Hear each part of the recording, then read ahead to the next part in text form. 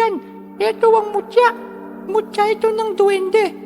Kahit sa ang larangan ng sugal o negosyo'y swerte ito. Kaya magagamit mo ito para gumanda ang iyong buhay. Talaga? Mutya ito ng duwende na swerte sa kahit na ano? Kahit sa pagsasabong, matutupad ko ng aking pangarap na gumanda ang buhay ng aking pamilya. Magandang araw sa inyong lahat mga ka-DM. Ang kwento po natin ngayon ay tungkol kay Ehoy at sa kaibigan niyang duwende na nagbigay sa kanya ng mutya. Kung paanong mula sa kahirapan hanggang sa tugatog ng tagumpay. At tungkol sa kanyang ate na hindi niya malaman kung paano nagkaganoon ang ugali. At ito ang kanyang kwento. Bago po natin simulan ang kwento, inaanyayahan ko po kayo mag-subscribe bilang suporta po dito sa ating channel. Laging may parusa sa lahat ng mga kamaliang nagawa.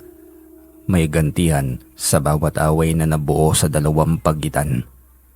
Ngunit paano kung ang iyong magiging kaaway ay hindi isang ordinaryong kagaya mo? Padadaig ka kaya o makikipag-ayos na lamang? Bagong gising si Ehoy. Pagod sa halos magdamag na pagpupuyat. Huling araw ng lamay ng kanyang ama. Sa araw na iyon ay ililibing na ito. Umidlip lamang siya ng halos kalahating oras para mabawasan man lamang ang pait ng kanyang mata sa ilang oras na pagpupuyat. Habang umiihi ay nakapikit ang kanyang mga mata. May mga maririnig siya mga maliliit na boses na nagsasalita. Tila ba galit yon ayon sa tono ng pananalita nito. Sino kang pangahas ka? At tila hindi mo man lamang alam na may nakatira dito. Nakikita mo ba ang punso? Mataas, di ba? Kaya tiyak kong alam mong nandito akong nakatira. Agad siyang yumuko upang tignan ang pinagmumula ng boses. Alam niyang galing yon sa baba at hindi na siya nagulat nang makita ang isang duwende na nakatayo sa isang punso. Agoy, pasensya na kaibigan, hindi kita nakita eh.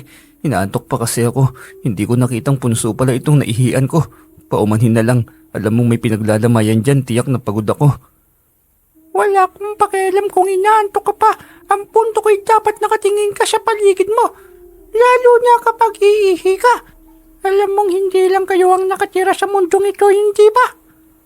Abay teka lang, bakit nga ba hindi ka umalis dyan sa kinatatayuan mo? Hinayaan mong mabasa ka ng ihi ko eh. Pwede ka namang umusog. Tanga ka ring duwende ka eh. Tapos ngayon ako pang sisisihin mo.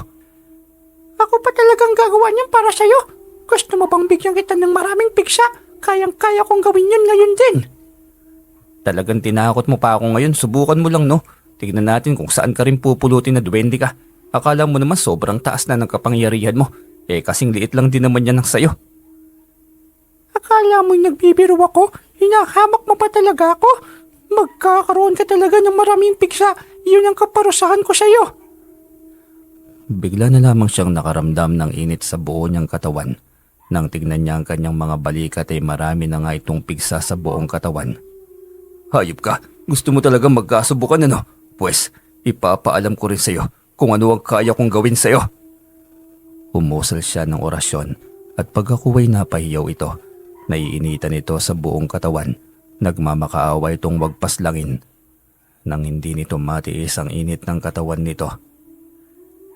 Ibibigay ko sa iyo ang aking mutya. Tutulungan kitang gumanda ang iyong buhay. Basta wag mo lang akong paslangin. Wag mo naman akong paslangin, parang awa mo na. Akala ko ba hindi kayo namamatay? Bakit ka ngayon nagmamakaawa?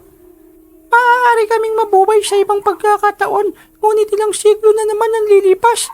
Ayoko. Gusto ko ng buhay ko ngayon. Wag mo na akong paslangin, pakiusap. Yun naman pala eh. Pagalingin mo itong mga pigsa ko, bilisan mo. Kapag hindi mo magawa agad, pasensyahan na tayo. Simpleng bagay lang ito. Kayang-kaya kong pagalingin niyang pigsa mo. Dalian mo sabi, para na akong lalag natin eh. Matapos gawin yun ay naging mabait na ito ng tuluyan sa kanya. Binigay sa kanyang isang maliit na parang perlas na umiilaw sa dilim.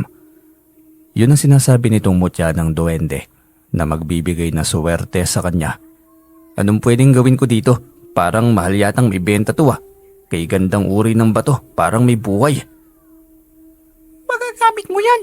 Lagi mo lang yung itikit sa iyong katawan, pero wag mong ibenta. Tiyak na mauubos agad ang perang kapalit ng bagay na yan. Ito lang ang masasabi ko sa iyo. Huwag kang pasisilaw sa panandali ang pera. Swerte yan sa lahat ng sugal doon mo gamitin. Talaga kahit sa sabong pwedeng gamitin ito. Mananalo na ako at wala nang talo. Oo naman, kahit anong sugal, swerte pa rin yan. Sa lahat ng uri ng sugal. Naku, mukhang masaya ito ah. Sige, salamat. Baka ito ng katuparan sa pangarap kong may ahon lahat ng aking pamilya sa kahirapan. Ano nga palang pangalan mo? Ako si Emo. Mukhang mabait ka naman. Mukhang para nga yata sa iyo ang mutyang ito. Huwag lumaki ang ulo. Kapag nasa tugatog na ng tagumpay, tandaan mong lahat ng mga ginagawa natin ay may kahihinatnan. Naiintindihan ko kung ano ang nais mong tumbukin. Huwag ka mag-alala. Hindi ako masisilaw sa pera. Pangako yan, Emo. Madali namang sabihin yan. Tingnan natin kapag nasa kamay mo na ang pera. May misa na rin kasi akong natulungan. Kaso iubod ng yabang. Ang taas ng tingin sa sarili kaya binawi ko. Ay, hindi mangyayari yun, Emo. Itaga mo sa bato. Kung ano ang pagkatao ko ngayon, ito lagi ako. Walang magbabago ron. Sabi mo tiyakin mo na lang. Tiyak yun, Emo. Tuwang-tuwa siya sa binigay ng duwende sa kanya. Tiyak niyang iyon ang sinasabi sa kanya ng matandang Aita nang basahin nito ang kanyang palad. Isang elemento ang magiging daan para sa kanyang pagyaman. Araw ng linggo at may sabong na naman sa bayan. Sa araw na iyon ay magsisimula na ang daloy ng swerte sa kanyang buhay. Bitbit niyang kanyang tandang patungo sa paradahan ng tricycle. Hindi siya nag-iisa dahil marami siyang kasabayan ng mga sabongero. Masayang nag-uusap sa daan hanggang sa marating nila ang paradahan ng tricycle. Pagdating sa bayan ay diretso sila sa sabungan. Yun lang naman ang pakay nila sa bayan. Ang magbaka sakaling maging doble ang hawak na pera. Kahit pa walang kasiguraduhan dahil sa mundo ng pagiging magsasaka, wala nang mas nakakapagod pa kundi ang magbabad sa buong init ng araw. Minsan naman ay ulan. Sa kapiranggot nakita umaasa at kapag naging swerte sa sabong, ang maliit na kita ay posibleng maging doble. Oy, kalilibing lang ng lolo mo nung isang linggo ah. Pwede na bang magsabong kahit nagdadasal pa yung iyong angkan para sa kaligtasan ng iyong lolo? Tanong ni Toto sa kanya nang makita siya nito sa sabungan. Bitbit ang alaga at hindi ito makapaniwala na isang linggo pa lamang ang nakalipas buwat ng may libing ang kanyang lolo ay nasa sabungan na siya kaagad. Bakit naman hindi? Nailibing naman na si lolo. Anong koneksyon sa kanya ng paglalaro ko? Nako, dapat pinatapos mo muna ang 9 na araw ng dasal. Nandito pa yung kaluluwa ng lolo mo at pag-alagala. Baka mapunta sa sabungan. Nako po, nagpapatawa ka naman Kuya Toto. Naniniwala naman kayo sa pamahiin na yan. Sa bagay, iba-iba naman tayo ng paniniwala. Ayos lang kung anong opinion po ninyo. Nako, pero totoo yan. Tiyak na hindi ka mananalo. Kasi hindi mo pinapahalaga ng ganyang bagay. Mamalasin ka at ang kaluluwa ng lolo mo'y gagawa ng paraan para matalo ka. Nakakatuwa ka naman Toto, talagang naniniwala ka sa ganyan. Kung tunay ngang pag-alagala man ang kaluluwa niya, edi dapat tulungan niya ako manalo ang alaga ko, hindi ba? Kasi apo niya ako. Ewan ko sa iyo, hoy, sobrang pilosopo mo rin no? Bahala ka na nga lang kung ayaw mong maniwala sa akin, basta napagsabihan na kita ah. Tinanguan niya lamang ito. Wala siyang pakialam anuman ang sabihin nito, basta't siya'y isasabong pa rin niya ang kanyang alaga. Nang makahanap na ng kalaban ay ipinatala na sa mga hahanay na maglalaban ng kanilang alaga.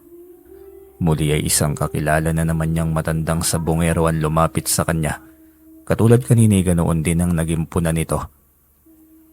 Huwag kayong mag-alala lolo, tiyak naman akong mananalo ang tandang ko. Yung tandang niyo na lamang po ang alalahanin niyo. Sana mananalo din po kayo lolo. Huwi ka niya sa matandang sabongero na si Lolo Waino. Nako, baka mamalasin ka niya sa ginagawa mo. Pinalipas mo na lamang siya na muna. Wala namang mawawala kung maniniwala sa pamahiin eh. Pwede naman po lolo, kaso kailangan ko rin yata talagang makipagsapalaran. Ubus na kasi ang pera ko. Halos sa akin din lahat ng gastos nang mamatay si lolo eh. Hindi naman po ako mapera. Sa pagkakataong ito nakipagsapalaran lang ako. Kapag hindi, wala nang kakainin sa susunod na linggo ang aking pamilya. Nako, ibig mong sabihin, sa sabong mo inaasa ang buhay niyang iyong pamilya. Sugal ito. Walang kasiguraduhan kung panalo ka ba o baka naman lagi kang talo. Panalo ho ako. Nararamdaman ko po, hindi po ako lalaban kung walang kasiguraduhan. Sayang po kasi ang oras eh. Aba, iba rin ang batang ito eh. O siya, dito ka na may asikasuhin pa ako. Sana nga panalo ka. Sigurado po yan, Lolo. Tinitiyak ko po yan sa'yo. Balikan mo po ako kapag natalo itong tandang ko. Sambit pa niya rito. Umiling ito na tila ba nayayabangan sa kanya. Diretso itong tumalikod kaya hinayaan na rin niya. Ilang sandali lamang din ang lumipas ay tinawag na ang kanyang pangalan para maglaban sa ruweda. Kampante siyang magiging panalo ang laban. Pumasok siya sa ruweda bitbit ang kanyang alaga, nakasunod sa kanya ang kanyang magiging kalaban. Pagkasenyas ng sentensyador ay agad na inilapag nilang pareho ng kanyang kalaban ng kanilang alaga. Pareho ang taas ng kanilang alaga, parehong matapang ngunit ang kasiguraduhan niya ay ang mutya ng duwende na bigay sa kanya. Ilang sandali pa'y nagsimula na ang dalawang tandang na maglaban, tila ayaw rin patalo nito. Kaya nag-alala tuloy siya na baka totoo nga ang saway sa kanya ng mga kakilala niya. Hindi, tiyak akong panalo ang aking tandang, malakas ang mutya na hawak ko eh. Iyon ang sigurado. Ilang sandali pa'y nagsimula na nga mas naging matapang pa ang alaga niya. Doon lalong naging buo ang kanyang tiwala. Napasuntok siya sa hangin sa sobrang tuwa nang makitang mas lalong naging aktibo ang laban ng kanyang tandang. Sumigaw ng sapula ang mga Kristo at ilang sabongero sa paligid. Biglang pumalo ang kanyang tandang na hindi napaghandaan ng kalaban. Bumaon ang tari nito sa dibdib nito. Hiyawan ng mga Kristo sa kanyang panig. Panalo ang mga yon. Yun ang sigurado. Nakangiti siyang nakatingin sa kanyang alaga. Hindi niya alam na nakatingin sa kanya ang kaharap na kalaban. Huwag ka munang pasiguro. Hindi mo pa na masigurado kung ikaw at ang alaga mo ang panalo. Opo, hindi pa po sigurado. Pareho lang naman ang buhay nitong tandang natin eh. Yun ang naging tugon niya. Ngunit mas lalo naman yatang uminit ang ulo nito sa kanya. Hindi na lamang niya binigyan ng pansin ng tila pagiging pikon nito. Ilang saglit pa'y muli na namang bumaon ang tari ng kanyang tandang sa dibdib nito. Sa pagkakataong yun ay tuluyan ng humando sa yan tandang ng kalaban. Napatalon siya sa tuwa. Yun na ang kanyang unang panalo na talagang inaasahan niya. Matapos sa tulan ng sentensyador ay nauna nang lumabas ang kalaban. Kinuha niya ang kanyang bihag at muling hinanapan ng kalaban ang kanyang alaga. Sa pagkakataong yun ay idodoble na niya ang kanyang pusta. Labanan mo paring Bogart, mahina na yung tandang yan panigurado. May naunang laban eh, kayang-kaya't madaling talunin kapag ganyan. Sige ba paring boy, mukhang magandang ideya nga yan. Ako nang lalaban sa kanyang tandang. Kahit sino sa inyo ayos lang po, laban na po ba tayo? Aba mayabang, sige tignan natin kung hindi ka tumahimik mamaya. Wala naman po akong pinagyayabang. Ang sabi ko lang ay pwede kahit saan, dyan sa mga tandang nyo. Manalo matalo ayos naman po ako eh. Sa tandang ko na lang, ilaban mo iyang tandang na yan sa aking alaga. Mukhang nagmamayabang ka eh. Tignan natin kung hanggang kailan niyang kayabangan mo. Sige po, wala pong problema, pero hindi po ako mayabang. Lalong hindi po ako nagyayabang. Namali lang po kayo ng pagkakaintindi. Talaga lang ha, hindi ka pa nagyayabang sa ganyan. Mukha mo pa lang may kayabangan na. Naku po, mukhang mainit lang yung ulo niyo sa akin, pero wala naman po akong pinagmamayabang. Anong wala? Tono ng pananalita mo, tunog pagmamayabang na. Paanong hindi ka mayabang? Umismid pa ito at lumapit sa tagapagtala ng mga laban. Ito nang nagpahanay sa kanilang alaga. Makalipas ang ilang laban ay muli na namang tinawag ang kanyang pangalan. Kalmado siyang pumasok ng ruweda. Inintay ang senyas ng sentensyador. Halatang nagyayabang ang kanyang kaharap, ngunit hindi niya ito binigyan ng pansin. Isa itong veteranong sabongero ayon dito, pero titignan niya ang pinagyayabang nitong pagiging veterano. Tiyak naman siyang walang panamang pagiging veterano nito sa hawak niyang mutya. Ilang sandali pa nga'y nagumpisa ng uminit ang laban. Tahimik lamang siyang nanonood, lalo na't sabi ng mga ito'y veterano nga ang kanyang kaharap. Ngunit nag-uumpisa pa lamang ang labanan ay tila nilalampaso na ito ng kanyang alaga. Seryoso lamang siya't walang reaksyon dahil ayaw niyang mainsulto ang kaharap. Baka maging bitya lamang yon ang pagkapikon nito. Makalipas pa ang ilang sandali, tuluyan nang bumagsak ang alaga ng kalaban. Isang baon lamang ng tari sa tiyan nito. Sentro sa puso ng alagang tandang ng kalaban ang tari ng kanyang alaga. Kaya hindi nito nakabawi at diretso nang nangisay. Madilim ang anyo ng kanyang kalabang sa bungero, ngunit hindi niya na yon pinansin pa. Kanina lamang ay mayabang ito kasama ng kaibigan. Nang matalo'y hindi na maguhit pa ang muka.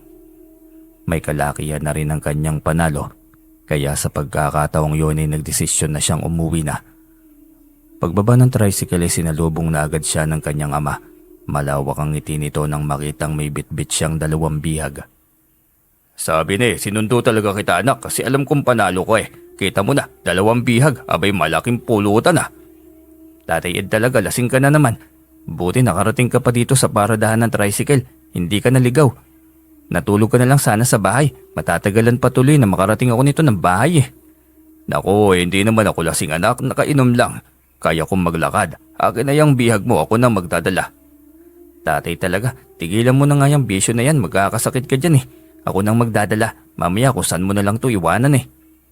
Hindi mo naman ako madalas nakikitang naglalasing, hindi ba? Masakit ang loob ko, kalilibing lang ng lolo mo. Siyempre, sariwa pa sa alaala ko lahat ng yon. Alam ko naman po pero hindi naman paglalasing ang gamot sa masakit na damdamin eh. Lilipas din yan, ganyan talaga. May katapusan ng buhay sa mundong ito. Buti nga si lolo narating na ang ganong edad eh. O bueno, halika na para maluto na natin ito. Mauna ka anak, susunod ako sa iyo para hindi ako maligaw. Palubog na rin ang araw eh. Payakis-yakis ang daan ng kanyang ama pauwi. Mas lalo tuloy na antala ang kanyang oras. Kailangan pa niyang hintayin ng kanyang ama. Hindi niya pwedeng iwanan lamang ito basta sa daan. Nilibang niya ito sa kung anong usapan upang tuloy-tuloy ang maging lakad nito.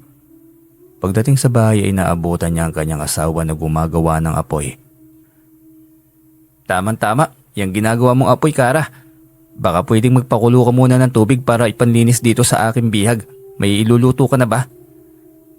Wala pa naman, 2 bihag talaga. Ang daming karne niyan. Gusto mo ba kung ako na magluto? Oo naman, nilinisin ko lang. Tapos ikaw nang bahala. Marami na tayong ulam nito, hindi ba?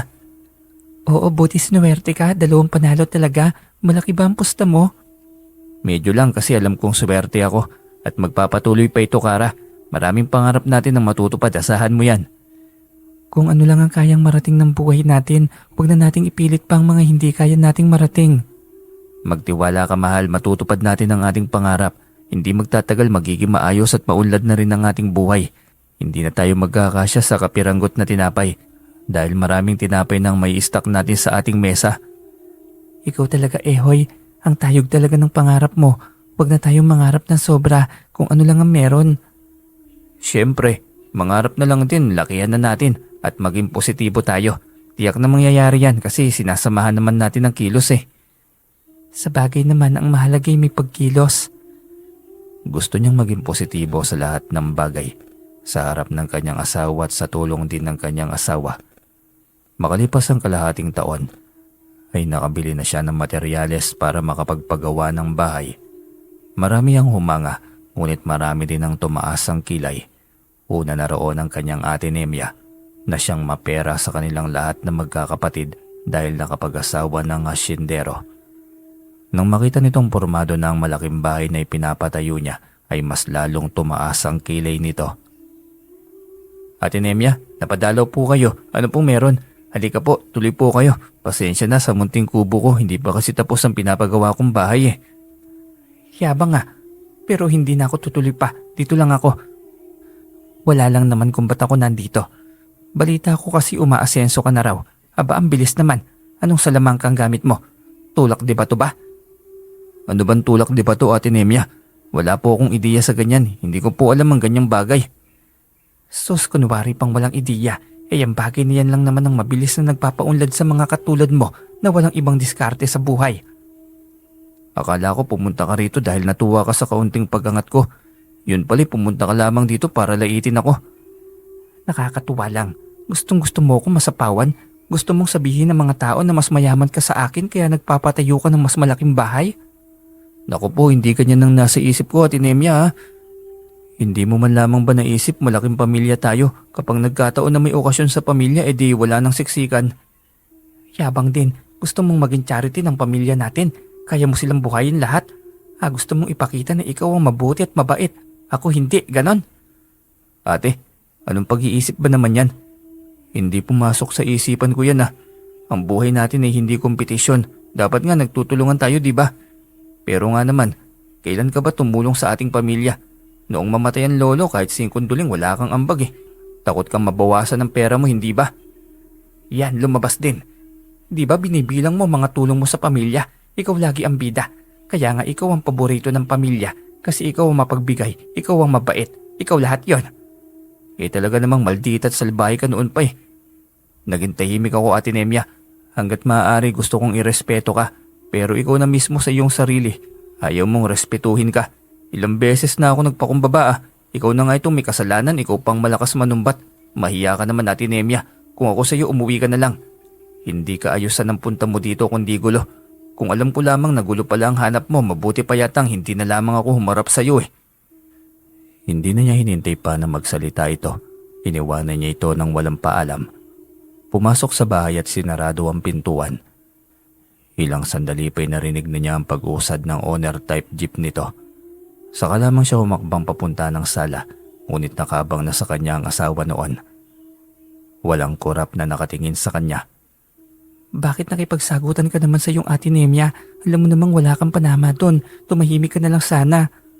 Hindi rin pwedeng magpakumbaba palagi. Sobrang talim ng dila niya eh. Hindi pwedeng magpakumbaba na lang palagi. Umaabuso na siya. Alam mo namang ganun talaga yung ugali ng ate. Pinatulan mo pa. Hinayaan mo na lamang sana. Kahit na anong gawin mo, hindi ka man nanalo doon. Lagi yung nasa tama. Hindi yun makikinig kahit kanino. Kung ano-ano ang ibinabato sa akin, abay hindi naman yata ako makakapayag na ganun niya akong tratuhin. Masakit yun. Simula noon nagpapakumbaba na ako sa kanya kasi ate siya. Pero kalabisan na yung lahat, sobra na. Hoy, pagdating ng araw ang kapatid ay kapatid. Kayo pa rin na magdadamayan pagdating ng araw. Huwag mong masyadong laliman ng galit sa puso mo. Hindi ko alam sa katulad ni Ate Nemya na mataas ang tingin sa sarili. Mukhang malabong mangyari na magkaayos kami.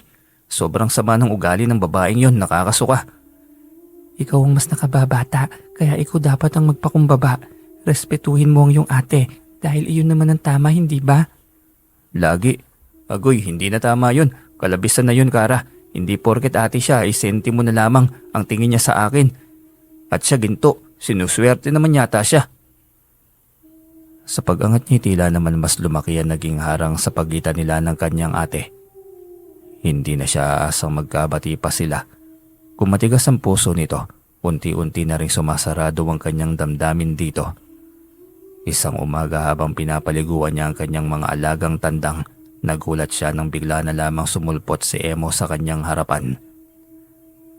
Ano ba yan? Nagugulat ka naman eh. Hindi ba pwedeng magpakita ka muna bago ka magsalita? Nakakagulat ka kasi. Pasensya na. Mukhang wala ka kasi sa modo.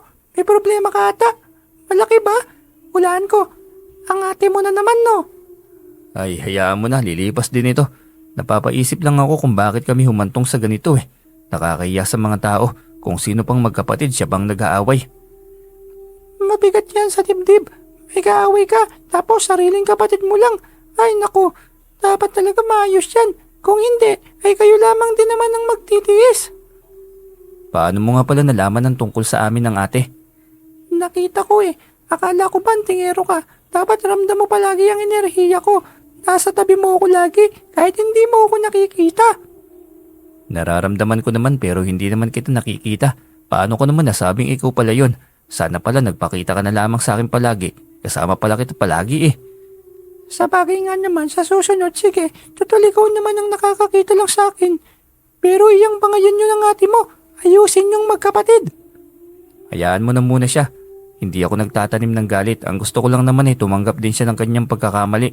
Hindi tamang kahit siyang mali, ako pa rin ang laging magpapakumbaba. Namimihasa tuloy ng gusto yon. Sa bagay din naman pero lagi mong buksan ang puso mo para sa pagpapatawad. Doon gagaan ng swerte. Patuloy ang daloy ng biyaya. Diretso sa inaasam mong tagumpay. Alam ko na nasa tama ako kaya paninindigan ko ang aking desisyon. Hindi ako luluhod ng pangilang beses. Kung ayaw niya makipagbati sa akin ay ayos lang. Hindi naman ako nanghihingi ng pagkain sa kanya. Tutulungan ko na lamang maiahon sa hirap ang tatlo ko pang kapatid. Katulad ko, maliit lamang din ang tingin niya sa mga yon. Ngunit ipapakita ko sa kanya na kaya namin siyang pantayan, na lahat kami pantay-pantay. Tahimik niyang pinagpatuloy ang kanyang pagpupursiging maging maganda ang buhay. Sa kanyang pagangat, hindi niya inasahan na naging kilala na pala siyang isang malaking tulak ng droga sa kanilang lugar. Kung hindi pa sa isang ikinasang operasyon ng mga pulis ay hindi niya malalaman na iyon ang naging bansag sa kanya sa kanilang baryo. Boss, pa-score ako. Score? Saan? Anong akala mo sa akin, bakla? Lumayo ka nga, ang bastos mo eh. Hindi yun. Hindi yung ganun. Mali lang ako. Sabay senyas nito ng daliri sabay lagay sa ilalim ng ilong. May pangiwi-ngiwi pa itong nalalaman. Ano yan, Shabu? Wala akong ganyan no. At hindi ko maatim na magbenta ng ganyang bagay. Ayos na sa akin na isa akong sabungero. Sumasama naman sa akin ng swerte. Pero may dumating sa aming balita. Ikaw daw ang malaking tulak ng droga sa baryong ito kung kaya't mabilis umangat ang buhay mo. Naku po, pwede niyo pong pasukin ang aking bahay, sir. Maluwag kong bubuksan, malinis ang puso at konsensya ko. Nagsusugal ako sa legal na paraan. Sabong lang naman ang kinagigiliwan ko eh. Doon gumanda ang buhay ko. At kung mahirap paniwalaan, pwede niyong puntahan ng galerya ng sabungan. Sabungan sa bayan. Halos kilala na ako ng mga tao doon sa loob ng sabungan eh. Tahimik siyang tinitigan ng kaharap. Alam niyang isa itong pulis na nagkukunwaring gumagamit ng ipinagbabawal na gamot. Walang paalam itong umalis at tinalikuran siyang tuluyan. Hinayaan na lamang niya ito hanggang sa tuluyan na itong makalayo. Habang sinusundan niya ito ng tingin ay biglang nagsalita ang kaibigang duwende sa kanyang tagiliran. Grabe yung kapatid mo, parang hindi kayo iisa ng dugo kung siraan ka. Mapapahamak ka sa ginagawa niya eh. Nandiyan ka pala, Emo. Bakit hindi mo ko niligtas sa mga pulis na yon? Nakita mo pala eh. Naku, kayang-kaya mo naman yun. Kasi mas mainam kung bibigyan ng parusa ang atinemya mo. Para siyang yung dapat managot at parusahan sa ganitong sitwasyon. Ano bang sinasabi mo? Umayos ka, Emo. Hayaan mo ng ate. Panagutin ng may sala. Yun lang naman ang punto ko. Kailangan talagang bigyan ng leksyon ng ganung uri ng tao. Ikaw talaga, Emo. Umayos ka dyan. Mabuti pa'y samahan mo na lamang ako sa sabungan mamaya. Mag-isa ako maglalakad mamaya. Nakakalungkot eh. Sasamahan kita, walang problema yun. Tapusin ko lamang ang disiplina ko sa kanya. Hindi na niya binigyan pa ng pansin ang sinasabi nito. Hindi niya alam na sa atinemya niya ang punteriya nito. Tuwang-tuwa siya sa sabungan habang nanonood ng laban sa tandang niya. Hindi niya akalaing ang atinemya niya ay sinugod sa ospital dahil inatake ng alergy ang balat. Puno ng katiyang katawan habang ninanamnam niya ang tagumpay ng 3 sunod-sunod na panalo ng kanyang alaga. Ang kanyang atinemya ay nagduro sa nasa kati. Kahit na anong painom at iturok dito ay hindi mawala-wala ang karamdaman nito. Nabalitaan nito ni Ehoy kaya nag-aalangan nito kung dadalawin ba ang kapatid o hindi. Dahil hindi rin naman niya sigurado kung kakausapin ba siya nito ng matino. Matapos ang 100 beses na pag-aalangan, ay natagpuan pa rin niya ang sarili sa harapan ng ospital. Napagtanto niyang hindi niya kayang tiisin ang kanyang kapatid. Nang makita siya nito'y tinalikuran lamang din siya. Ngunit kinausap pa rin niya ito ng matino. Ganyan na nga ang sitwasyon mo, mataas pa rin ang tingin mo sa sarili mo. Hindi naman ako nandito para makipag-away eh. Huwag ka nang magkunwari pa. Alam kong natutuwa ka makita ako naghihirap. Umalis ka na. Iwanan mo na ako dahil hindi ko naman kailangan ng bisita. Grabe ka naman kung mag-isip. Anong akala mo sa akin? Hindi ako nagpunta rito para makipagplastikan. Pumunta ako dito dahil nag-aalala ako sa kalagayan mo. Hindi ka raw gumagaling. Ibig sabihin ay hindi normal yung karamdaman mo. Anong hindi normal? Anong gustong sabihin? Karma ito. Ako lang ba ang dapat na magkaroon ng karma? Ikaw dapat ang mauna. Ate, tama na. Ayoko makipag-away sa'yo. Ang gusto ko lang naman ay gumaling ka. Sa albularyo na tayo magpatingin, tiyak na madaling maggamot yung karamdaman mo. Hindi doktor ang kailangan mo sa sitwasyong yan. Magtiwala ka sa akin. Kahit ngayon lang. Bakit ikaw ba ang may gawa nito? Kinulam mo ko. Bakit parang alam na alam mo? Kung magpapagamot man ako sa iba, hindi ikaw ang kasama ko, kundi ang asawa ko. Umalis ka na. Ano ba yung pinagsasasabi mo, Ate Nemia? Hindi normal ang utak ng taong may gawa niyan. Kapatid mo ko, bakit ko naman gagawin yon? Bakit normal bang pag-iisip mo? Huwag ka na nga magkunwari pa, Ehoy. Alam nating pareho na tayo lamang ang magkagalit. Kung may gagawa man ng hindi maganda sa akin ay ikaw lang yon. Kahit galit na galit ka sa akin, Ate Nemia, Huwag naman sanang pumasok sa utak mo ang ganyang bagay. Hindi pa sumanib sa katawan ko si Satanas para gawin yung hindi magandang bagay na yan. Sus, kunwaring mabait. Huwag ako. Ganyan ka lagi, Ehoy. Gustong palaging bida. Gustong sabihin ng lahat na ikaw lamang ang mabait. Ano ba dapat ang gawin para gumaan yung loob mo sa akin, ate? Wala naman akong ginawang masama sa iyo, ah. Noong namatay ang lolo, halos lumuhod na ako sa iyo. Pumunta ka lamang sa lamay niya, pero hindi mo man lamang ginawa. Lamayan mong mag-isa. Total ikaw lang naman palagi ang paborito nun, hindi ba? Gastusan mong mag-isa. Hindi ako magpapautos sa pamilya natin. Hinding-hindi. Alam mo ate, pangit ang magkimkim ng galit kahit patay na yung tao. Kung may pagkukulang si lolo, patawarin mo. Patay na eh. Pero sa akin lang, pantay naman ang pagmamahal niya sa ating lahat. Nag-iisang lalaki lang ako. Sa akin niya tinuturo lahat ng mga kaalaman niya at anting-anting. Kasi hindi naman kayo mahilig dun eh. Kahit ano pang paliwanag mo, hindi na magbabago pa ang galit ko sa inyo. Sa inyong lahat. Ayoko nang makita pa kayo. Sa akin ka na lang magalit ate. Huwag na sa ibang pamilya natin. Lalong-lalo na sa mga magulang natin. Hanapin mo sa puso mo ang pagpapatawad. Hindi. Ayoko. Hindi ako magpapatawad sa inyong lahat. Huwag na huwag kayong lalapit sa akin kung may kailangan kayo. Hindi ko kayo tutulungan.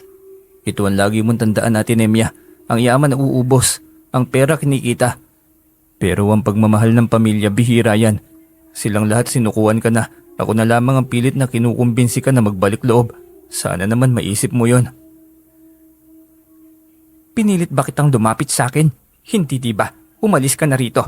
Hindi ko kayo kailangan. May pera ako kaya kaya ko mabuhay ng walang tulong galing sa inyo. Ito na ang huling beses na makikita mo ang pagmumukha ko. Tandaan mo ate, matanda ang napangasawa mo, hindi kayo nagkaroon ng anak. Kaya alam kong naramdaman mo rin sa buhay mo na kulang ka, na may kulang sa pagkatao mo. Umalis ka na at huwag ka na magpapakita pa sa akin. Hindi kita kailangan, lalong hindi ko kayo kailangan lahat. Intindihin na lang kita ngayon ate. Kapag hindi ka nagalit, nandito lang kami, lagi mo yung tatandaan. Kamatayan ang magpapaalis ng galit ko sa inyo, sa inyong lahat, kahit kailan. Galit ako sa inyo. Nasagad ang kanyang pasensya dahil sa narinig na yon mula sa bibig ng kapatid. Ubos na ang pasensya niya. Ginawa na niya ang lahat. Kung ayaw nito ng kanyang tulong ay hindi niya ipipilit. Mabigat ang katawan niya na dumating sa bahay. Ipinagtaka ito ng kanyang asawa kaya pinunay ito. Ano yang mukhang yan? San ka ba galing? Bakit ang sama naman yata ng modo mo ngayon? Talo ka sa sabong ano? Hindi ako nagsabong, sa ospital ako galing. Bibisita sana sa mabait kong kapatid. Alam ko na inaway ka na naman. Ikaw kasi sabing huwag mo nang lapitan. Hayaan mo na siyang lumapit sa'yo. Maniwala ka, darating ang panahong yon. Ayoko lang naman sanang tiisin siya kasi kapatid ko siya eh. Walang ibang dadamay sa kanya kundi kaming pamilya niya. Ngunit pilit niya kaming pinagtatabuyan. Naiintindihan ko naman kaya lang anong magagawa mo. Matigas ang puso niya. Hayaan mong siyang lumapit sa'yo. Kasi kung ipagpipilitan mo lagi ang iyong sarili, masasaktan ka lang. Yun nga, sabi ko sa kanya na huling beses nang makita niya ang aking muka.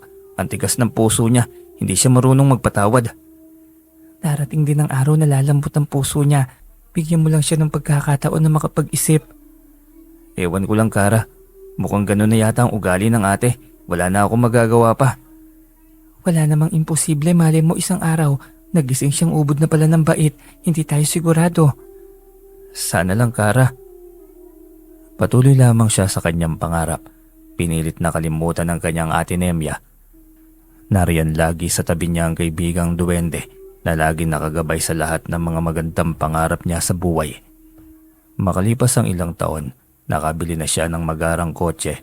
Nabigyan niya ng hanap buhay ang 3 kapatid at kinuha na rin ng mga magulang para sa bahay na nila tumira. Malayo ang buhay nila sa dati at lubang ikinatuwayo ni Ehoy. Ang tagumpay na yon ay napuna ng kanyang ama. Isang umaga habang magkaharap silang nagkakape sa teresa ng bahay. Tiyak akong hindi lang anting-anting ang mayroon ka kaya ako umangat ng ganito anak. Sabihin mo, anong eksaktong ginagamit mo sa sabong? Parang mga immortal yung mga alaga mo, hindi man lamang nabawasan. Yung totoo, may kaibigan po talaga akong duwende tay. Siyang nagbigay ng mutya sa akin kaya ganito kabilis ang pag-asenso ko. Sabi na ang swerte mo naman anak. Iba talaga kapag ang tadhana ang kumilos.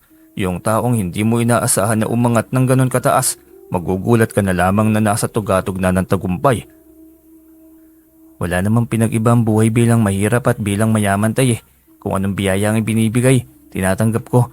Kahit maliit na bagay, kailangan pa rin magpasalamat. Tama yan anak, saka hindi bagay at kayamanan ang magbibigay ng kaligayahan sa buhay. Pamilya at pagkakontento sa kung ano lang ang meron tayo. Yun lang naman ang kailangan para maging masaya.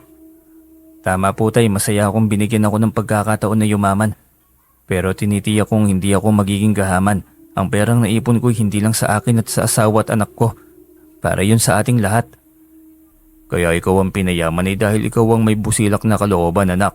Kung sa atin mo ito nangyari, tiyak na nakatunganga lang kami ngayon. Hindi malapitan yung ate mong yun eh. Ang ate Nemya nga, ewan ko ba, ang tigas ng puso niya na para bang may malaking kasalanan tayo sa kanya eh. Pero kumusta na kaya siya tay?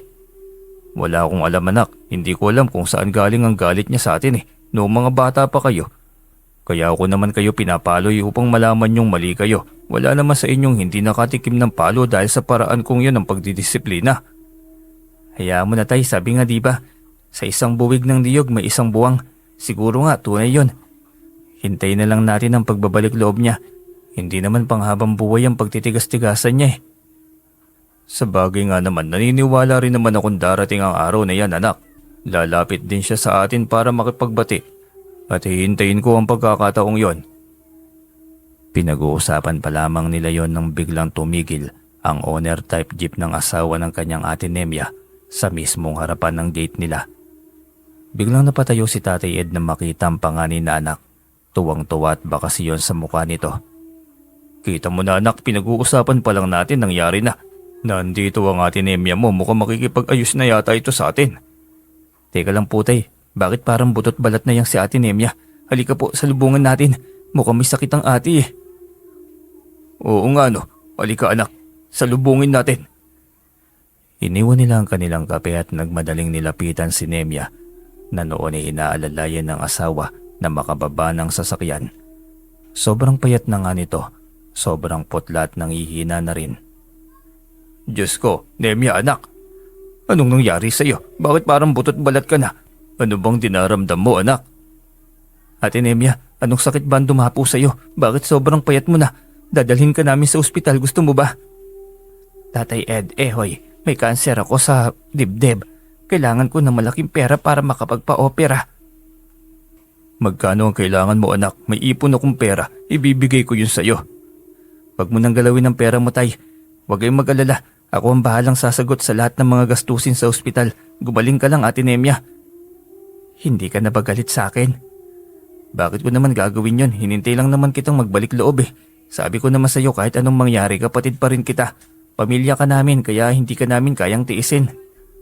Wala itong reaksyon. Maliban sa tanong kung kailan niya gustong magpa-opera, agad-agad niyang kinuwang nakatagong pera sa loob nang walang paalam sa kanyang asawa. Inubos niya yung ibinigay sa kapatid. Pagbalik niya ibitbit na niya ang malaking bag na naglalaman ng malaking halaga ng pera. Hindi niya alintana ang malaking halaga na nawala. Ang mahalaga sa kanya ay gumaling ang kanyang ate. Sobrang daming pera naman yan hoy. Ibibigay mong lahat yan kay ate Nemya mo. Para matiyak na gagaling ang ate Nemya tay, kapag naging kulang ito gagawa kong muli ng paraan para makapagbigay sa kanya. Kung ganun didiretso na ako ngayon sa ospital, ayoko pang mamatay. Kaya malaking tulong itong pera na ito sa akin. Para sa paggaling mo ate, sige na, umalis na kayo habang maayos pa ang lahat. Huwag mong palalain ang hika mo, masyadong delikado para sa'yo. Agad naman ang mga itong nagpaalam. Nagpasalamat ang asawa ni Nemya, ngunit ito'y hindi man lamang nakuwang magpasalamat sa malaking tulong na kanyang binigay. Ano yun anak? Bakit wala man lang pasalamat? Di ba dapat magpasalamat ka din sa kapatid mo? Hayaan mo na tay, maliit na bagay lang yun. Malamang ay masama ang pakiramdam. Pero hayaan mo na, ang mahalaga'y gumaling ng ate. Ramdam niyang parang nabudol siya ng kanyang ate, ngunit hindi niya yung pinahalata sa ama. Sa mukha ng kanyang ate tila walang nakitang pagsisisi. Pero lamang sa dedikasyon nitong gumaling na. Nililinis niya ang kanyang manukan nang lumapit sa kanya si Kara. Kara, bakit? Ano yung mukha na yan? Kasi hoy, mukhang nanakawan yata tayo. Hindi basta pag nanakaw, nilimas lahat. Walang natira sa ating ipon. Yung pera ba? Ako talaga ang kumuha nun. Pasensya na mahal. Hindi na nga pala ako nakapagpaalam sa'yo. Ano, pambihira ka hoy, nag-alala pa naman ako na sobra. Ikaw lang din naman pala ang kumuha. Anong ginawa mo? Pinangtalo mo sa sabong? Ehoy naman, bayaran na ng tuition ng 2 anak natin, bakit mo inubos? Binigay ko lahat yung kay Ate Nemia para sa operasyon niya. Ayoko siyang mamatay, mahal eh. Ayoko mapahamak ang ate ko. Sana maintindihan mo ko. Binigay mo lahat ng pera kay Ate Nemia nang walang abiso sa akin? Bakit? Porket panalo mo yun, wala man lamang respeto sa akin? Kahit bilang asawa mo na lang, Ehoy. Di ba kahit bilang asawa na lang? Pasensya na, Kara, buhay ni ate ang kailangan sagipin eh. Kailangan na niyang makapunta sa doktor sa mga sandaling yon. Natataranta na rin ako eh. Pagkatapos ng mga ginawa niya, saka nandun na tayo sa gusto mong sagipin ng buhay niya. Mahirap bang kunin ang aking presensya? Yung may alam lang naman ako sa mga nangyayari. Hindi naman yata ako katulong lang dito, di ba? Asawa mo ako. Pasensya na, Kara, kapatid ko yun. Hindi ko kayang tiisin ng kapatid ko. Paano ngayon ang tuition ng mga bata? Saan ako kukuha nun? Iniwanan mo man lang sana ako kahit pambayad ng tuition. Mamayang hapon magsasabong ako. May pambayad tayo ng tuition, asahan mo yan. Ewan ko sa iyo, Ehoy, hindi nakakatuwa. Parang wala ka namang respeto sa akin bilang asawa mo. O asawa ba talagang tingin mo sa akin? O baka katulong lamang sa buhay ang tingin mo? Kara, intindihin mo na lang muna ako. Gusto kong makuha ang loob ng ate. Pera lang bang paraan para makuha ang loob niya? Hindi naman yata tama yun, Ehoy. Masama ang loob ng kanyang asawa. Ngunit sa kagustuhan niyang makuha ang loob ng ate niyang sobrang tigas na, ay nagawa niya ang bagay na yon. Hindi na niya naisip ang damdamin ng kanyang asawa. Makalipas ang 3 buwan ay nabalitaan niyang tagumpay ang operasyon. Unti-unting gumaling ang kanyang kapatid. Dahil sa nabalitaan ay naisip niyang dalawin ito. Kasama si Kara at ang 2 bata. Ngunit pagdating sa bahay ng ate niya ay hindi siya pinapasok. Ang sabi ng katulong ay wala roon. Saan naman nagpunta yon? Kagagaling lang niya sa operasyon, di ba? Bakit kung saan-saan naman siya nagpupunta? Pasensya na po, yun ang bilin eh. Hindi ko po alam kung saan sila nagpunta. Pasensya na po, hindi ko po kayo pwedeng papasokin, yun ang bilin eh.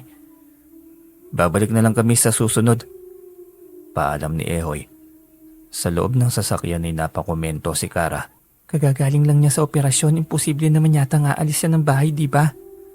Yun na nga eh, naroon ang owner type na jeep sa loob nila. Anong ginawa niya? Naglakad siya. Mukhang umiiwas ang Ate Nemia. Pasensya na, Ehoy, pero yun ang pakiramdam ko. Maayos na lahat, bakit niya ako iiwasan? Akala ko ba ayos na kami? Hindi naman ako sigurado, hayaan mo na.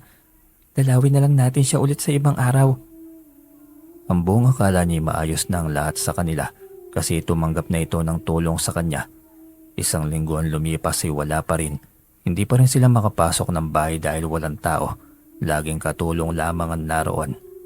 Naka-4 na dalaw sila at laging wala at bawal pumasok. Sa pagkakataong yun ay nakahalata na sila. Iniiwasan sila ng kanyang kapatid. Iyon ang totoo kaya hindi nila ito makausap. Hindi ko talaga maintindihan ang utak ni Ate Nemia. Ibinigay ko na sa kanyang lahat ng tulong para lang maging maayos na kami. Hindi pa pala sapat yun. Masyado ka kasi nagpapadala sa awa. Yung kapatid mo noon pa man matigas na. Sana naman binigyan mo rin ng harang ang pagitan yung 2. Gusto ko na kasi magkaayos na kami, Kara, kaya ginagawa kong lahat. Noon pa ginagawa mo ng lahat, may nangyari ba? Ganun na si Ate Nemia. Kung magbabago siya, sa kanya galing at hindi sa pamimilit mo. Ang mabuti pa'y dumaan na lang tayo muna sa palengke. Samahan mo akong mamili ng gulay at karne para sa ulam natin mamayang tanghali. Sinamahan niyang mamili ang kanyang asawa dahil wala rin naman siyang gagawin sa araw na yon. Hindi lahat pamilyar ang muka, ang iba'y dayo. Ngunit hindi niya alam kung bakit kilala siya ng mga ito, gayong hindi naman niya yon mga kakilala. Siya pala ang kapatid ni Nemia. Grabe no, mayaman pero makasarili. Hiningan ng tulong ng kapatid, hindi man lamang nagbigay. Napakawalang awa. Sinabi mo pa. Sabi nga ni Nemia na suki ko dito na silaw daw sa pera simula pagkabata. Yan daw ang paborito ng magulang. Pero noong makapag-asawa si Nemia ng asyendero, ay sus, lahat daw kapag may kailangan sa kanya lumalapit. Lahat yun ay malinaw na narinig ni Kara. Hindi na mga ito napansin na naroon si Kara sa likuran, namimili ng mga gulay na bibilhin. Ang atensyon lamang ng mga ito ay nandoon kay Ehoy na noon ay namimili ng alimango na gustong bilhin. Sandali lang po mga ale. Pero kasi ang pinag-uusapan niyo yung aking asawa. Ang sama-sama naman niya sa kwento niyo tapos ang bida yung Ate Nemia niya. Yan kasi ang kwento ni Nemia dito sa amin eh. Ganun ba? Yung isang bag ng pera na ipon naming mag-asawa hindi niya nakwento sa inyo? Hindi naman siya makakapagpa-opera kung hindi tinulungan ng aking asawa eh. Ang bilis niyang nagkaroon ng amnesia. Naku, totoo ba? Ang sabi naman sa amin mag-isa siyang gumastos. Anong mag-isa? Walang lumabas na pera sa bulsa niya para sa pangpa-opera ng sarili niya. Pero lahat yun ng aking asawa. Maraming sobra yon, sigurado. Ngunit kahit katagang salamat hindi kami nakarinig. Ilang beses nagtangkang dumalaw ang asawa ko sa kanya, ayaw niyang harapin. Ay nako, pasensya na. Hiyang-hiya ang Ali. Gayon pa man ay biktima lamang din ito ng maling kwento. Saktong lumapit si Ehoy at nagtaka kung bakit parang may kaalitan ng asawa. Bakit parang mainit yung ulo mo? May problema ba rito? Malaki Ehoy, hindi mo man lamang alam na kahit sa palengke sinisiraan ka na pala ng iyong kapatid. Sino bang kapatid? Sino pa ba sa kanilang may masamang espiritu? Malamang si Nemya. Kinuwento nito ang lahat kaya tahimik siyang nakinig. Hindi siya makapaniwala na kaya yung gawin sa kanya ng kanyang ate Nemya. Ang buong akala pa naman niya ayos na sila. Iyon pala'y sirang-sira ang pangalan at reputasyon niya sa maraming tao. Hayaan mo na Kara, ang mahalaga naman ay alam naman natin ang totoo. Bakit mo naman bibigyan pa ng pansin ng mga walang kwenta na mga kwentong yan? Tapusin na natin ang pamimili. Pinilit niyang kumalma kahit ang totoo'y muling nabuhay ang galit sa kanyang puso. Ano pa bang kulang at parang talagang balak pa ng ate niya na wasakin na ang harang sa pagitan nila. Pagdating sa bahay ay iniwanan niya ang asawa sa kusina. Nagpaalam siyang umakyat muna sa kwarto. Ngunit ang totoo'y doon niya ibinunto ng sama ng loob sa kanyang kapatid. Simula noon ay siya lamang ang nagpapakumbaba. Kahit anong ginagawang masama nito sa kanya hindi niya yun alintana, lagi niyang pinapalampas. Pero laging hindi sapat, ubos na ang pasensya niya. Hindi na siya magbibigay pa ng daan, hindi na siya magpapakumbaba. Yun ang huling iyak niya dahil sa pananakit ng kanyang ate sa kanyang damdamin. Natigil ang kanyang pag-ingos nang biglang magsalita si Emo. Parang bata naman, umiiyak. Emo, anong ginagawa mo rito sa kwarto? Nagugulat ka na lang eh. Wala naman, nararamdaman ko ang bigat ng dinadala mo. Umiepekto yan sa mutya eh. Kaya mas lalong umiepekto yan sa akin. Ganun ba? Kasi sobra ng kasamaan ng ate ko eh. Para na siyang hindi kapatid kung tratuhin ako, nakakasama ng loob. May ganun talagang tao. Huwag ka mag-alala, pagsisisihan niya ang kanyang ginawa. Mukha namang walang pagsisisi sa puso ng babaeng yun. Suko na ako. Akong bahala para sa'yo, kaya huwag ka nang magmukmuk pa. Doble talo mo samantalang siya, ngiting tagumpay sa kasamaan.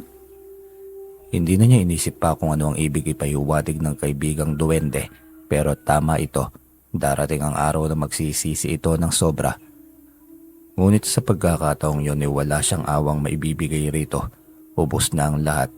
Tumayo siya at tinignan ng kalendaryo. Sinilip kung saan may sabong. Lilibangin na lamang niya ang kanyang sarili. Ano yan, magsasabong tayo? Oo, kagyat lamang na maliligo muna ako muli. Sama ulit tayo sa sabungan sa kabilang bayan. Gusto ko munang magliwaliw eh. Ayos yan, ganyan nga. Ituon mo ang atensyon mo sa mga mahalagang bagay. Hindi yun nagmumukmuk ka lang. Ikaw lang ang talo kapag ganyan. Simula ngayon hindi na ako papaloko pa. Hindi ako basta magbibigay ng pera. Lalo na kung kay Ate Nemya. Hindi naman niya yata magbabago pang ugali ng ate. Depende rin, may pagbabago naman sa tao. Depende yan sa kung paano siya babaguhin ng tadhana. Sa katulad niya mukhang wala nang pagbabago talagang taong yon. Itinuon niyang muli ang kanyang atensyon sa pamilya at sa buhay na nais niyang tahakin. Wala pa ring paramdam sa kanyang ate Nemya kaya hinayaan niya ito ng tuluyan. Ang mahalagay na alagaan niya ng gusto ang ama at ina na sobra ring naapektuhan sa ugali ng kanyang ate. Hindi rin siya naging pabaya sa iba pang mga kapatid at suportado pa rin siya ng kanyang asawa. Makalipas ang 3 taon, sa hindi niya inaasahan ay biglang dumating sa kanyang bahay ang ate Nemya. Mas malala ang kondisyon sa unang pagkakataon na lumapit ito sa kanya. Nagulat pa siya nang bigla itong lumuhod sa kanyang harapan. Alam kong kulang ang salitang patawad para mapagbigyan at mapatawad mo ko sa napakaraming kasalanan ko sa iyo. Alam ko mahirap na akong paniwalaan pa, Ehoy, pero mamamatay ako kung hindi pa ako makakapagpagamot. Bumalik ang dati kong sakit, kaya mas matinding gamutan ngayon. Wala na yan drama mo, Ate Nemya. Tablado na yan sa akin. Kung gusto mong gumaling, ibenta mo yung sasakyan nyo. Saka yung lupain nyo. Simple. Lolokohin mo pa ako muli. Hindi na ako mauuto. Dahil walang pagbabago dyan sa kasamaan ng ugali mo. Mawawalan kami ng hanap buhay kapag binenta pa namin yon. Paano ang Kuya Leo mo? Matanda na siya kapag nawalan pa siya ng ari-arian. Sino ang bubuhay sa kanya pagtanda niya? Di problema nyo na yun, hindi namin. Kahit isang sakong pera pang ibigay ko sa iyo, ipapalabas mo rin namang wala akong kwenta, hindi ba? Solohin mo na ang problema mo. Dahil nangako na ako sa aking sarili na hindi na ako tutulong pa sa kagaya mo. Matitiis mo ba akong makitang nasa kabaong na? Hindi mo kaya pagsisihan kung huli na ang lahat? Kung hanggang dyan na lang talaga ang buhay mo, wala na talaga tayong magagawa. Ganun talaga. Ako pang magbibigay sa iyo ng kabaong. Ako na rin ang magpapalibing sa iyo. Yan lang ang sasabihin mo. Wala kang kwenta. Mamamatay na ako, ganyan pa ang trato mo sa akin. Masama ka talaga, Ehoy. Wala kang kwenta. Mamamatay ka na nga, wala ka pa rin pagbabago. Kita mo na, ang bilis lumabas ng kulay mo dahil lamang sa hindi mo ako mauto. Dismayado ako sa iyo, ate. Hindi ko alam kung saan mo nakukuha yung ugaling yan. Gayon napakabuti naman ng nanay at tatay. Wala akong pakialam. Anong magagawa ko kung ito ang ugali ko? Ang hiling ko sa iyo ay pera. Kapag ako ang namatay, hindi ko patatahimikin ang buhay mo. Mamamatay ka na lang, nananakot ka pa. Umuwi ka na lang, ate. Palala na ng palala yung ugali mo. Gaya na sinasabi ko, wala kang aasahan sa akin. Wala akong maibibigay na pera sa'yo. Talagang nagmamatigas ka na ngayon. Kaya mo na akong tiisin. Yan yata ang sulsul sa'yo ng asawa mo. Hindi kasali dito ang asawa ko. Huwag mo siyang idamay. Ikaw mismo ang may gawa nito, Ate Nemya. Tinuruan mo akong maging matigas ang puso. Ikaw ang dahilan kung bakit kahit kaunting away wala na akong natira pa para sa'yo. Alalahanin mo lahat ng ginawa mo sa akin mula noon. Biglang dumating si Tatay Ed. Dalang isang makapal na sobre na may lamang pera. Taus-puso nitong ibinigay yon kay Nemya. Ano yan, pera? Yan lang ang maibibigay niyo sa akin. Baka sa pagsalin pa lang ng dugo kulang na yan. Kita niyong hirap na akong huminga. Hinihingal na ako. Hindi man lang kayo mag-alala sa akin. Kita mo ito. Binibigyan na, nagre-reklamo pa. Bawiin mo na lang kaya, Tay. Kasi hindi karapat dapat bigyan tong ganitong uri ng tao. Huwag na kayo magbigay pa. Sabi naman niya mayaman siya eh. Bakit pa niya kailangan ng tulong? Hindi, huwag mong bawiin. Ayos na ito. Kailangan ko ito, kaya sa akin na. Gusto ko lang naman ay madagdagan pa. Magpagaling ka, anak. Mahal ka namin ng nanay mo, ng mga kapatid mo. Kahit galit sa'yo ngayon si Ehoy, alam kong nag-aalala siya ng gusto sa'yo. Kaya huwag mo muna siyang intindihin. Tama na yan, Tay. Lalo lang tayong inuuto ng babaeng ito eh. Umuwi ka na ron. Magbenta ka ng pwede mong ibenta. Mayaman ka, sabi mo eh. Hindi mo na kailangan pa ng tulong namin. Matalim ang mga mata nitong tumitig sa kanya. Ngunit hindi siya nagpatinag. Hinayaan niya itong umalis.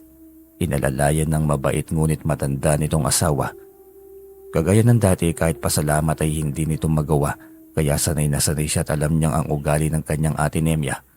Nakasunod lahat ng kanilang tingin sa papalayong sasakyan. Nang makaalis ng Tatay Ed niya, kinausap siya ng kanyang asawa. Sigurado ka ba hindi mo tutulungan ng Ate Nemya? Baka pagsisihan mo, mukhang malala na nga ang kanyang karamdaman. Karaman na rin niya sa kanya, Kara. Pero kita mo naman walang pagsisisi. Galit pa. Hindi nga nagpasalamat sa ibinigay ng tatay, di ba? Ibig sabihin wala talagang pagbabago yon. Sa bagay, grabe talaga siya. Kahit sa kanyang ama, kaya niyang gawin yun eh.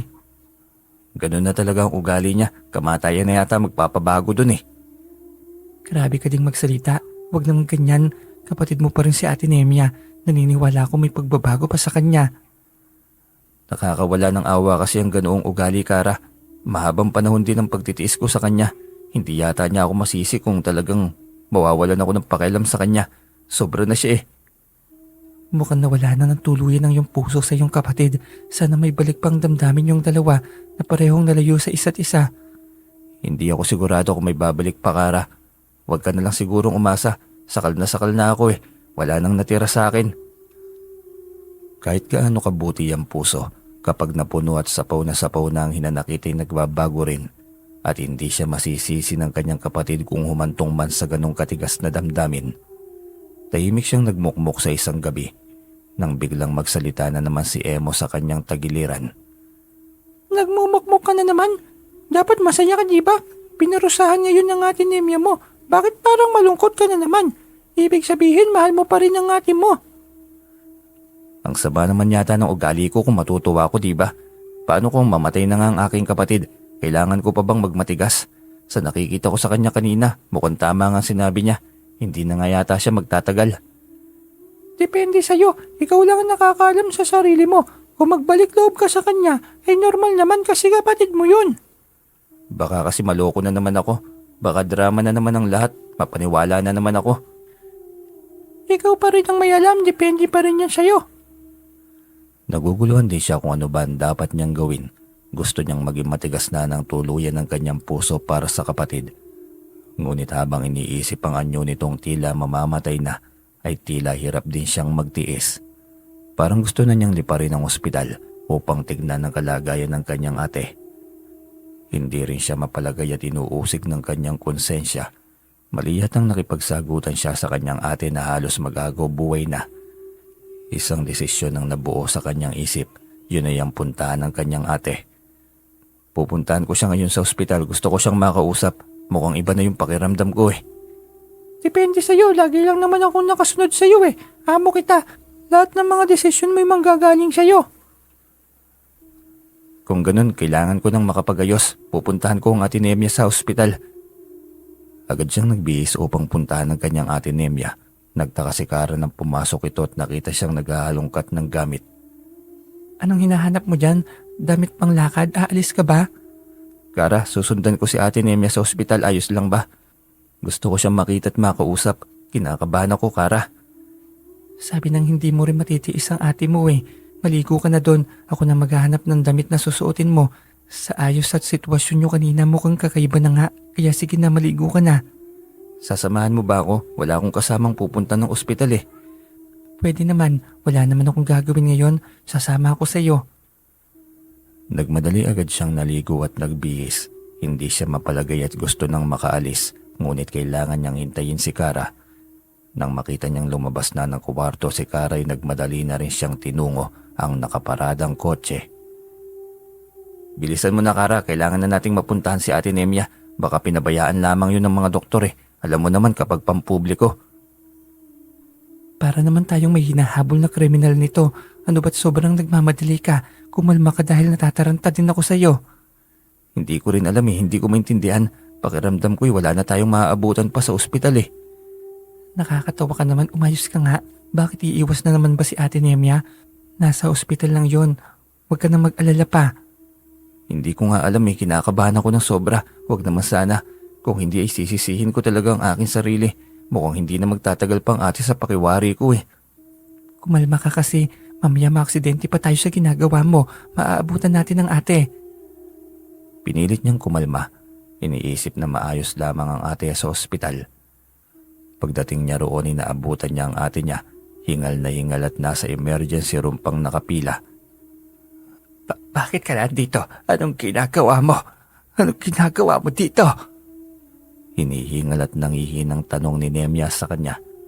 Hindi pa kayo nilapitan ng doktor. Lilipat tayo sa pribadong ospital ngayon din. Wala talagang silbi sa mga ganitong ospital. Kuya Leo, ililipat natin ang ate. Hindi na Ehoy. Ramdam ko na sa sarili kong hindi na ako magtatagal pa. Huwag ka nang gumastos. Sayang lang ang pera. Ano bang sinasabi mo? Marami akong pera. Pwede kitang ipagamot sa pribadong ospital. Ang pera naman kayang kitain niya ng paulit-ulit eh. Hindi na Ehoy. Ito na ang kabayaran sa lahat ng kasamaan ko. Patawarin mo ako. Nagsisisi na ako. Puno ng galit ang aking puso noon na siyang hindi naman dapat. Ako lang din ang nagparusa ng aking sarili. Kaya nga kailangan mo pang mabuhay. Sulitin natin ang mga natitirang araw. Pupunta tayo sa magagandang lugar at resort. Tayong buong pamilya. Wala nang panahon. Nagpapasalamat ako dahil bago magwakas ang aking buhay ay nabigyan ng kapayapaan ng aking puso. Sabihin mo sa kanilang lahat nagsisisi na ako. Sana patawarin nila ako. Matagal ka na nilang pinatawad dati. Hindi mo pa sinabi. Ibinibigay na nilang kapatawaran sa'yo.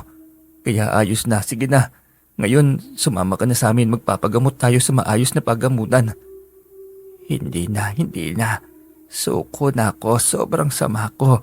Kinugol ko lahat ng oras at panahon sa galit. Hindi tuloy nabigyan ng pagkakataon ng buhay ko na guminhawa at sumaya. Kaya nga kailangan mo pang lumaban. Marami tayong oras na nasayang. Kailangan nating bumawi sa isa't isa, sa mga magulang natin at sa mga kapatid natin. Di ba? Hindi pa huli ang lahat, ate. Wala nang panahon, Ehoy. Salamat na lang sa lahat. Pagod na rin akong lumaban pa. Ayos na akong nagkausap tayo bago ako bawian ng buhay. Ate, lakasan mo ang loob mo.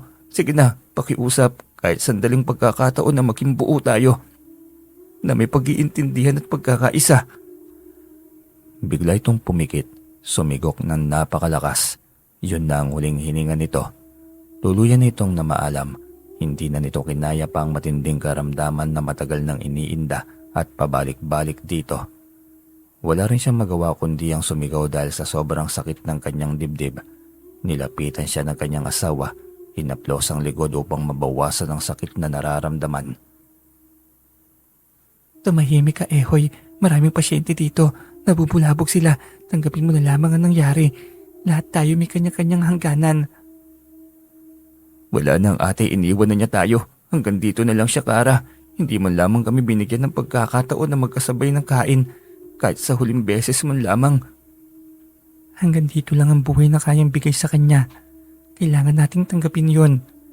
Hindi man lamang kami nabigyan ng pagkakataon na makapagbanding. Kahit sana isang linggo lang o kahit sana isang araw lang. Ang mahalaga naman ay nagkaayos kayo. Maayos ng kanyang paglalakbay sa kabilang mundo. Nagkaayos nga kami pero namatay din naman siya. Ngayon, maayos na kami pero sa susunod na pagkikita namin ay salamay na. Ang mahalaga ay makakapaglakbay siya ng matiwasay. Wala siyang aalalahaning pagkakamali. Kasi naibigay mo na ang kapatawaran. Kailangan na nating ipadala sa morgue ang bangkay ni Ate Nemya para maasikaso na siya. Sige, Kara, alalayan mo kami ni Kuya Leo. Mas mainam sigurong pagpahingayin na natin sa bahay si Kuya Leo. Tiyak na pagod na rin siya ng ilang araw na pag-aasikaso sa aking kapatid. Wika niya sa asawa. Ang tinutukoy niyang Kuya Leo yung napangasawa ng kapatid niyang namayapa. Nagpasalamat naman ito dahil nariyan sila para alalayan ito. Para sa isang asawa ay wala nang mas masakit pa sa mawala ng isang asawa na kasama lagi sa buhay. Masakit mawalan, ngunit mas masakit kung walang pagsisisi. Namayapa man ang tuluyan ng kanyang Ate Nemya, na ibigay naman nila sa isa't isang kapatawaran. Parehong magiging tahimik ang bawat mundong kanilang lalakbayin. Sa mundo ng mortal ay walang pagsisisi na nasa unahan. Kaya maging aral sana lahat ng mga pangyayaring na pagdaraanan ng iba. Sa ating sitwasyon at sa ating buhay, gawin nating inspirasyon ng bawat kwentong hinihimay sa himpilang ito. Dahil bawat karanasan ng iba ay magsisilbing alalay ng ating tinatahak na daan para sa isang tagumpay na buhay.